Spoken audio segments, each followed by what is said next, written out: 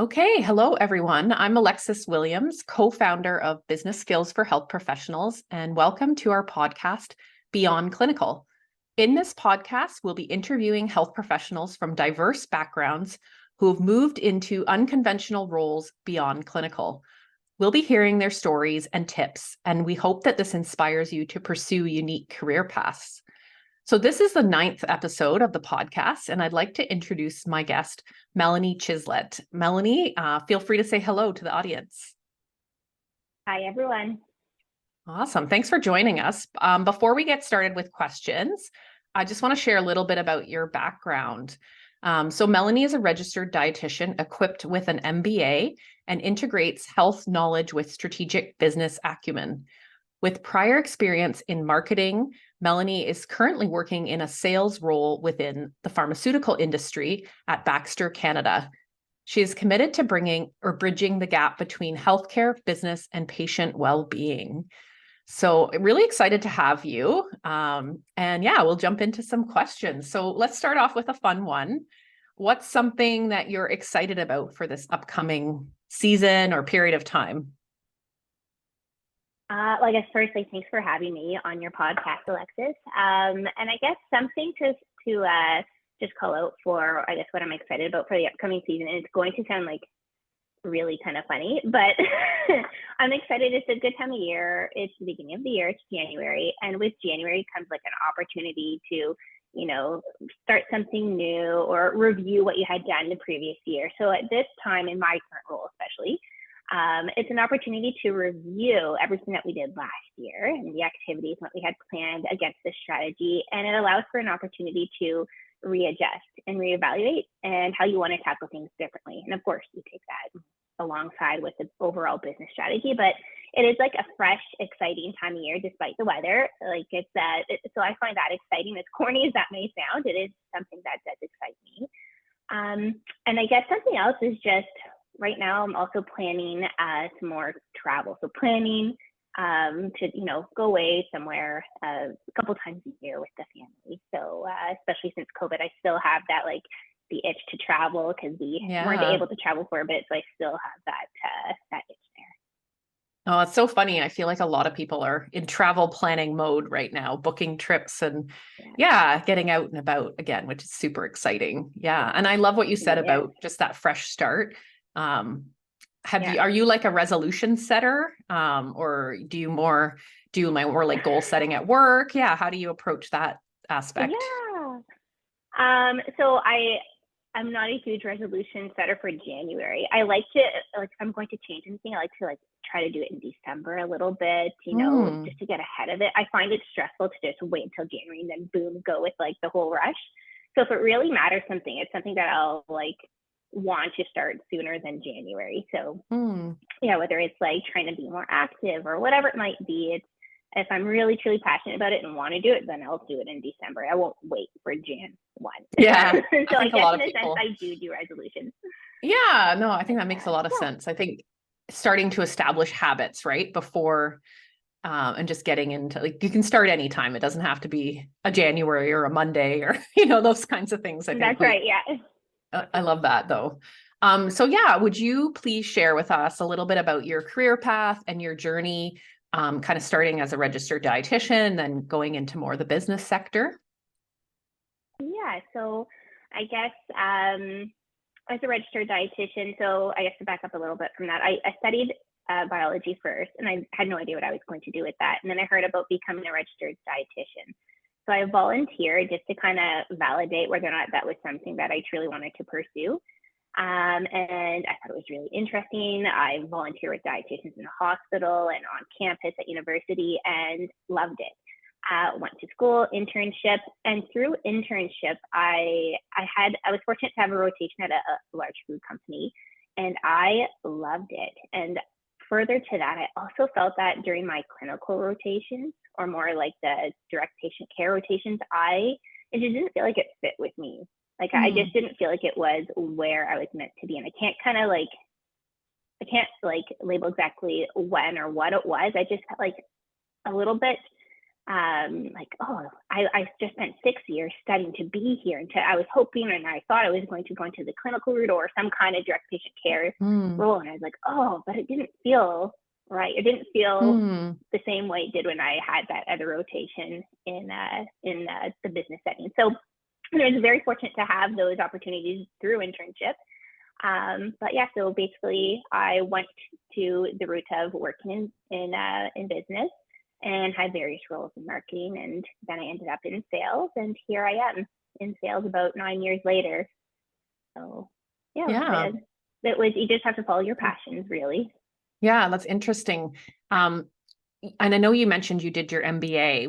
Did you do that right after undergrad, or did you do that over the, like, once you were already working in business? Do you mind sharing about that? Yes, yeah.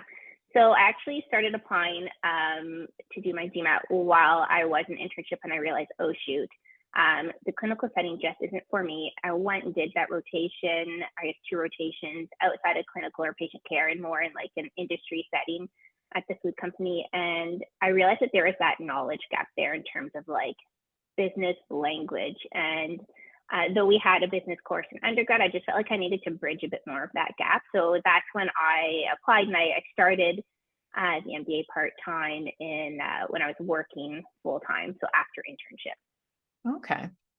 Yeah, I found that it was really great to do it like concurrently, like part-time. So I Hmm. would highly recommend that for anyone. You learn and you can apply some things. And part of my research, I was able to apply to work at the time, my research in MBA. So Oh, cool. yeah, it was really a great experience.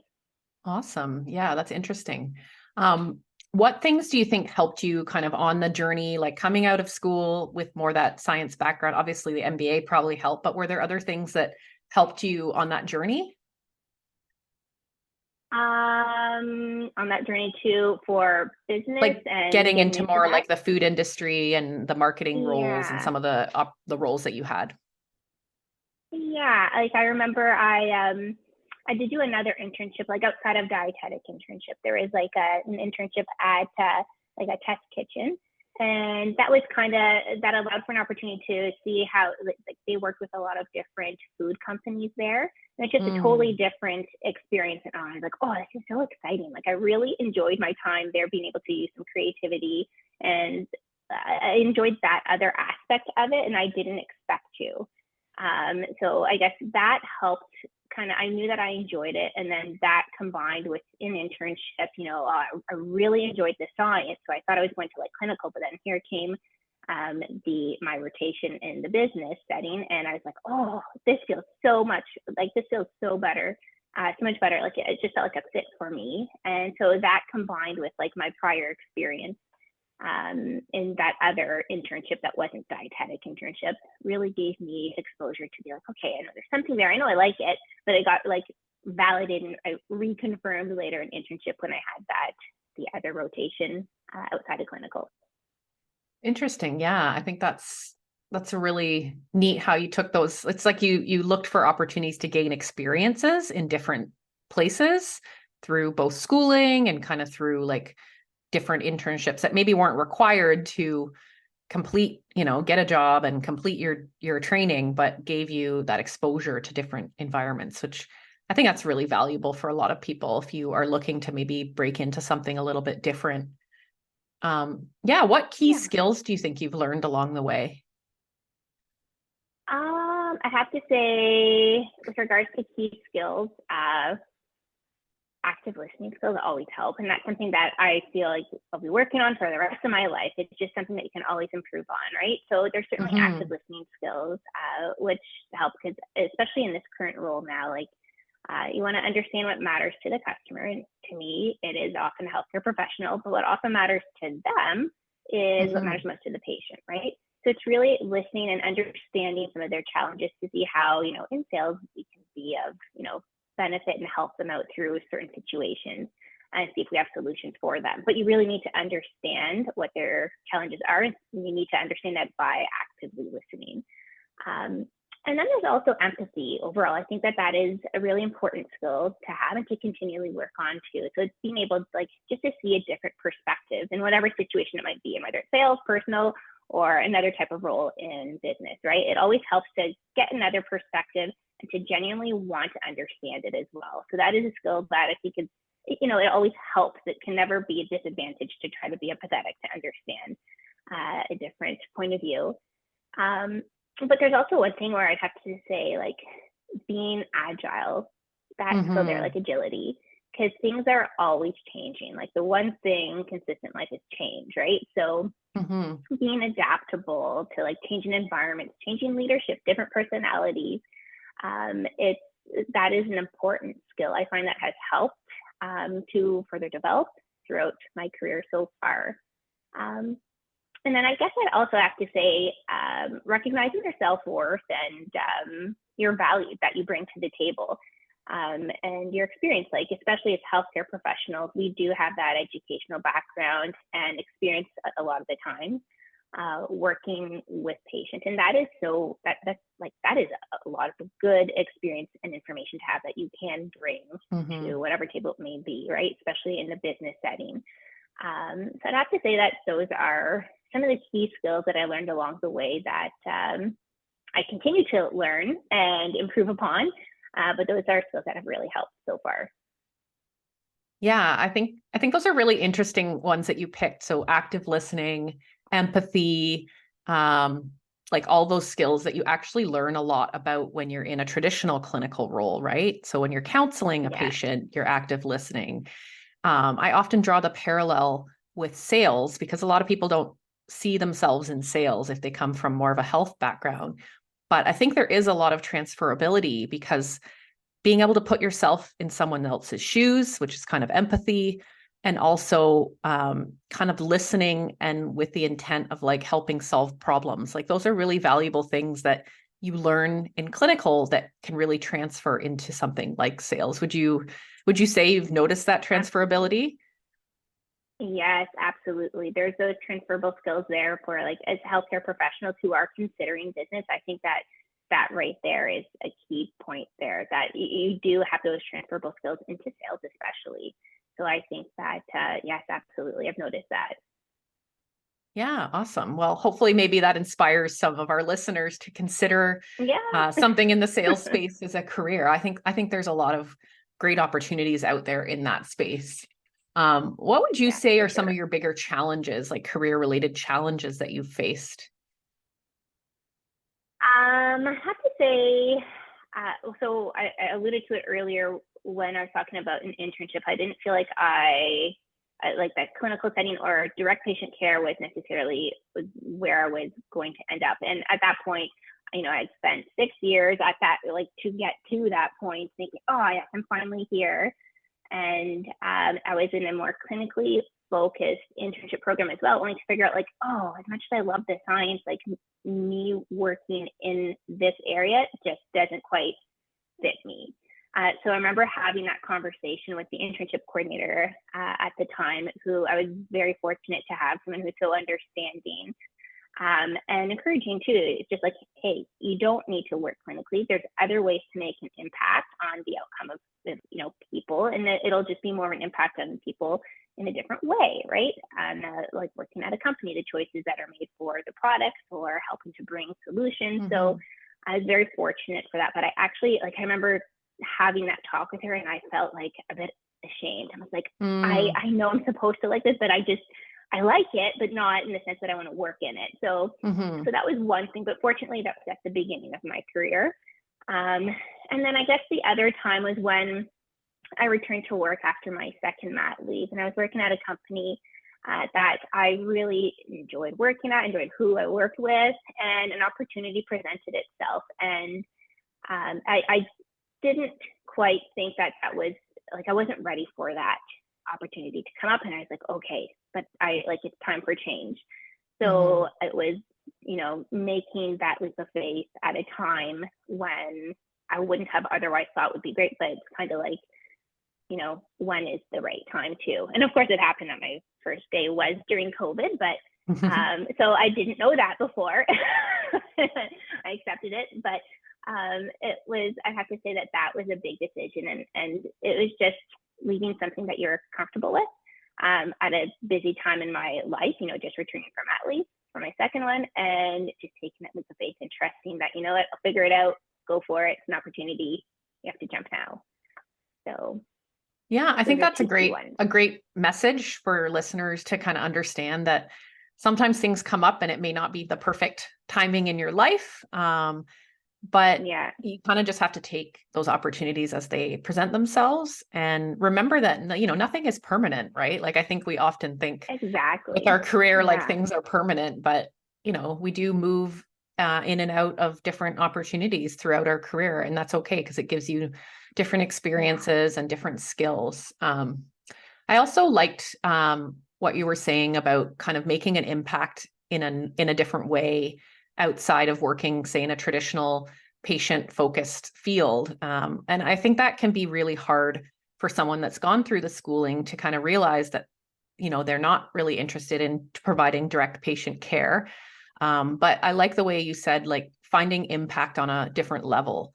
And that's what I encourage a lot of people, because I think when we have health professionals working in different businesses and companies, it really produces, like they have an impact on producing better quality products and Yeah. services and programs. And I think that's Yeah. actually really impactful. And we sometimes don't really give that enough credit. So I really love that you said that.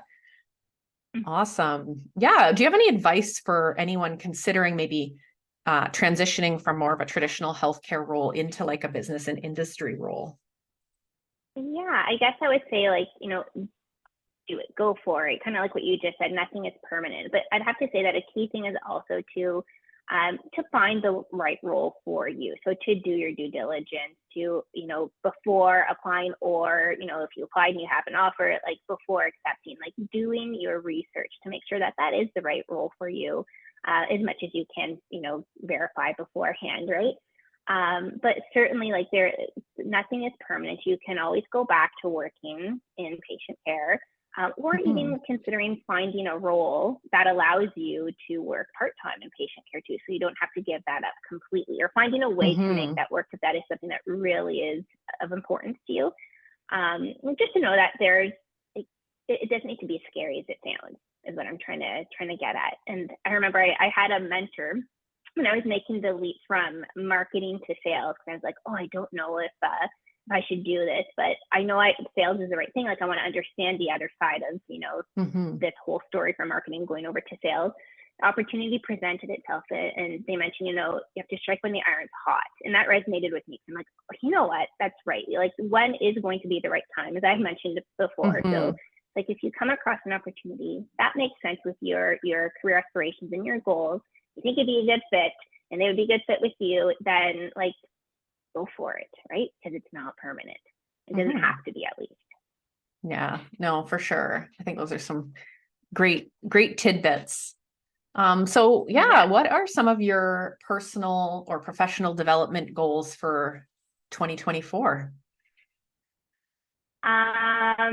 I guess for me, it would be taking the opportunity this upcoming year to learn a little bit more about another area in healthcare that I do find interesting. And it's healthcare, so it's all combined, but I find it's interesting how healthcare is evolving, and particularly when it comes to digital healthcare, especially in, like, Mhm. the community setting, just to do some reading, some networking, just to understand that whole landscape a bit more. I've always found that intriguing to help improve the care delivery Mhm. amongst healthcare professionals. So that's something I just want to take upon myself to learn a little bit more in terms of my personal professional development goals for 2024. So Yeah, I we'll think that's see. a great one. I think It's that's a good one. exciting And I area. will just do a shout out to my first podcast episode because I did interview Yes.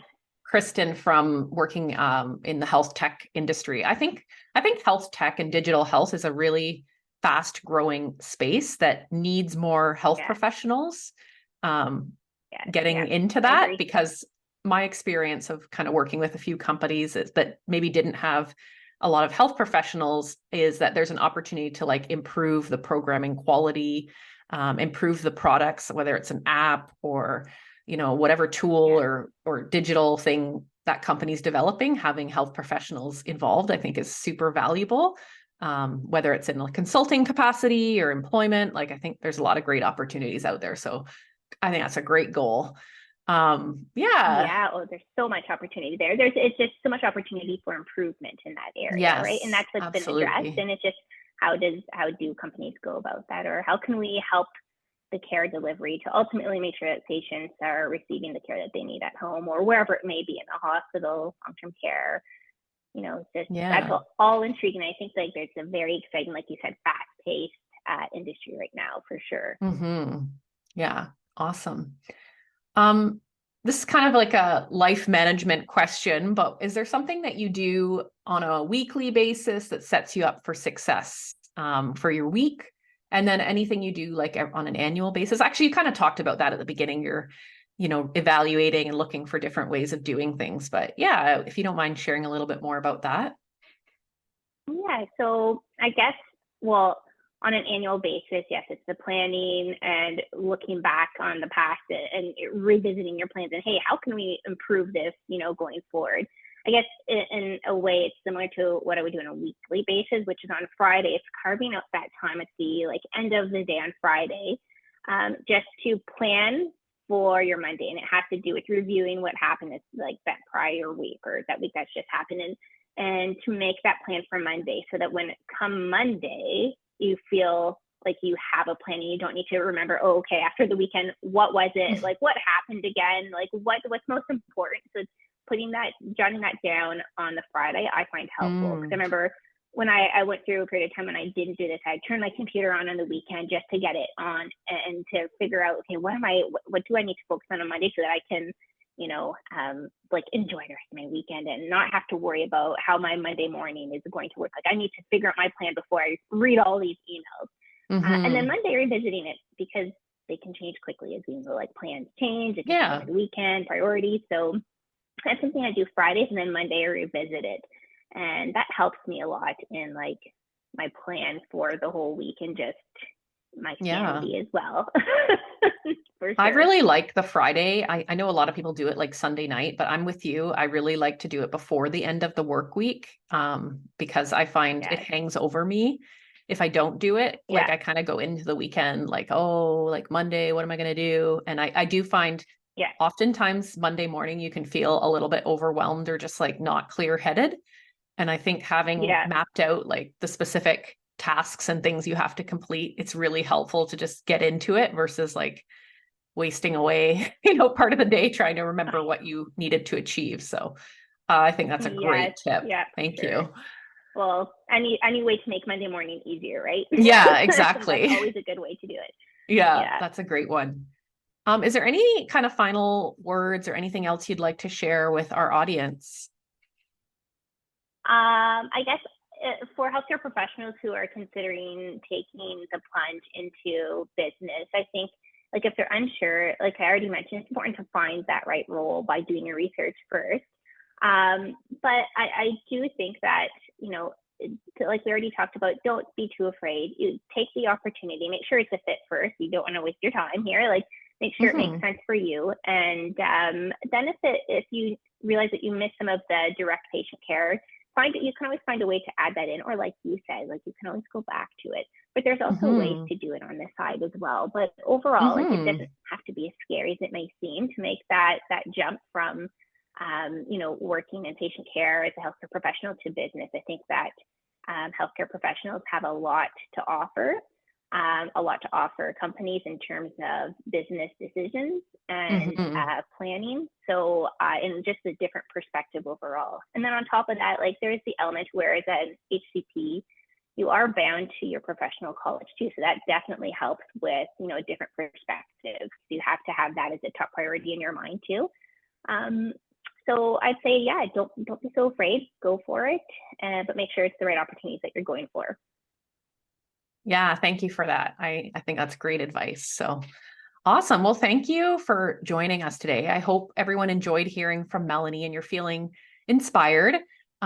Just a couple of things before we wrap up. If you're interested in engaging more with this community, I have a Facebook group called Business Skills for Health Professionals Community. I'll link it in the show notes for this podcast. And we also have support for you if you are making a career transition through our Beyond Clinical Career Transition program. This can be for anything from helping you with your resume, coming up with kind of a networking strategy to help you find the next opportunity. So you can learn more on our website, www.bizskillsforhps.com, and I'll link this again in the notes as well. So thank you so much, Melanie, and yeah, have a great rest of your week. And to you as well. Thanks for having me. Awesome. Bye.